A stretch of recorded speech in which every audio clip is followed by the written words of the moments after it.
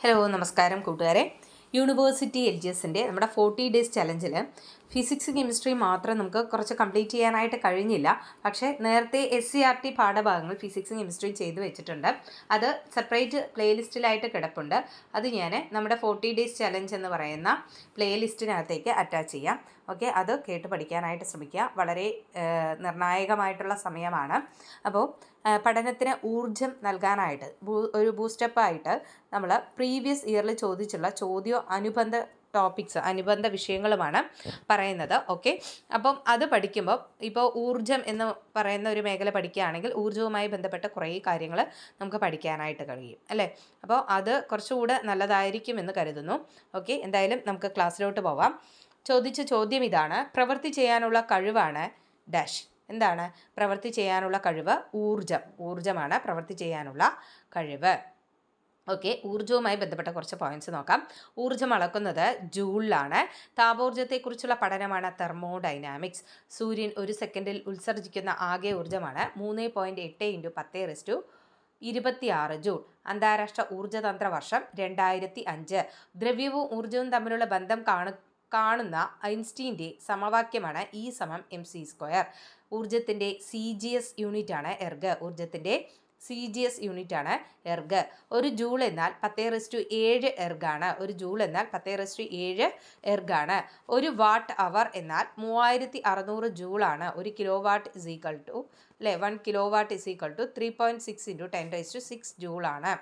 ഊർജം എന്ന വാക്ക് ആദ്യമായി ഉപയോഗിച്ചത് തോമസ് യങ് ആണ്. യങ്ങായിട്ടുള്ള ആളുകൾക്ക് ഊർജം കൂടുതലാണ് എന്ന് കണക്ട് ചെയ്ത് പഠിക്കുക. ഊർജ സംരക്ഷണ നിയമം ആവിഷ്കരിച്ചത് ആൽബർട്ട് ഐൻസ്റ്റീൻ ആണ്. സ്ഥിതി ചെയ്യാൻ സ്ഥലം ആവശ്യമുള്ളതും ഭാരമുള്ളതുമായ ഏതൊരു വസ്തുവിനെയും പൊതുവായി ദ്രവ്യം അഥവാ പദാർത്ഥം എന്ന് പറയുന്നു. രാസപരമായ ഘടനയുടെ അടിസ്ഥാനത്തിൽ ദ്രവ്യത്തെ 3ആയി തരംതിരിക്കാം: മൂലകങ്ങൾ, മിശ്രിതങ്ങൾ, സംയുക്തങ്ങൾ. ഒരു വസ്തുവിന്മേലുള്ള തള്ളലോ വലിവോ ആണ് ബലം.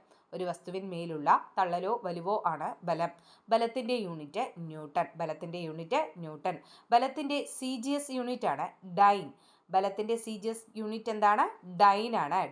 അപ്പം നമ്മൾ ബലം ഉപയോഗിക്കുന്ന ഈ ഡൈനിങ് ടേബിളിലാണെന്ന് നമ്മൾ എന്ത് ചെയ്യാം, ഒന്ന് കണക്ട് ചെയ്ത് വെക്കാം.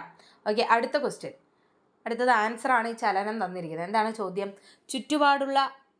ചുറ്റുപാടുകളെ അപേക്ഷിച്ച് ഒരു വസ്തുവിനുണ്ടാകുന്ന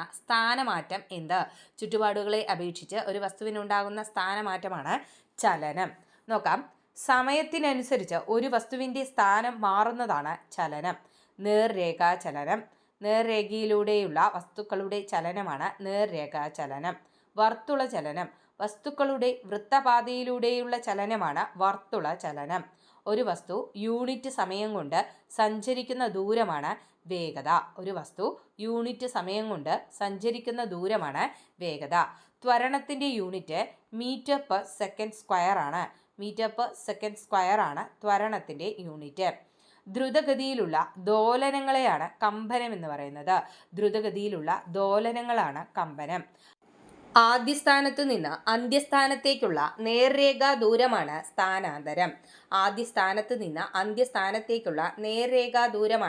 സ്ഥാനാന്തരം. സ്ഥാനാന്തരത്തിൻ്റെ യൂണിറ്റ് മീറ്റർ. ന്യൂട്ടന്റെ ചലന നിയമങ്ങൾ നോക്കാം.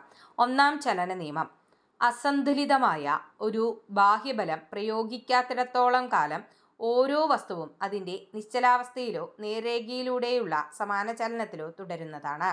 രണ്ടാം ചലന നിയമം: ഒരു വസ്തുവിനുണ്ടാകുന്ന ആക്കവ്യത്യാസത്തിൻ്റെ നിരക്ക് അതിന്മേൽ പ്രയോഗിക്കപ്പെടുന്ന അസന്തുലിത ബലത്തിന് നേർ അനുപാതത്തിലായിരിക്കും. ആക്കവ്യത്യാസം സംഭവിക്കുന്നത് ബലത്തിൻ്റെ ദിശയിലും ആയിരിക്കും. മൂന്നാം ചലന നിയമം: ഓരോ പ്രവർത്തനത്തിനും തുല്യവും വിപരീതവുമായ ഒരു പ്രതിപ്രവർത്തനമുണ്ട്. ചലിച്ചുകൊണ്ടിരിക്കുന്ന ഒരു വസ്തു മറ്റൊരു വസ്തുവിൽ ഏൽപ്പിക്കുന്ന ആഘാതമാണ് ആക്കം. ജഡത്വത്തിനു കാരണം ഒന്നാം ചലന നിയമം. ബലത്തിന് വ്യക്തമായ നിർവചനം നൽകുന്ന ചലന നിയമമാണ് ഒന്നാം ചലന നിയമം. F=ma നിർവചനം ലഭിക്കുന്ന ചലന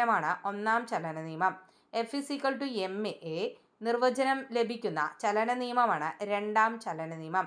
F=ma എന്ന നിർവചനം ലഭിക്കുന്ന ചലന നിയമമാണ് രണ്ടാം ചലന നിയമം. സ്ഥിതികോർജം: സ്ഥാനം കൊണ്ടോ സ്ട്രെയിൻ കൊണ്ടോ ഒരു വസ്തുവിന് ലഭിക്കുന്ന ഊർജ്ജമാണ് സ്ഥിതികോർജം. എന്താണ് സ്ഥിതികോർജം? സ്ഥാനം കൊണ്ടോ സ്ട്രെയിൻ കൊണ്ടോ ഒരു വസ്തുവിന് ലഭിക്കുന്ന ഊർജ്ജമാണ് സ്ഥിതികോർജ്ജം. ഒരു വസ്തുവിൻ്റെ സ്ഥിതികോർജ്ജം കണക്കാക്കുന്നതിനുള്ള സമവാക്യം PE=mgh. ഉദാഹരണം: ഉയരമുള്ള ടാങ്കിൽ സ്ഥിതി ചെയ്യുന്ന ജലം.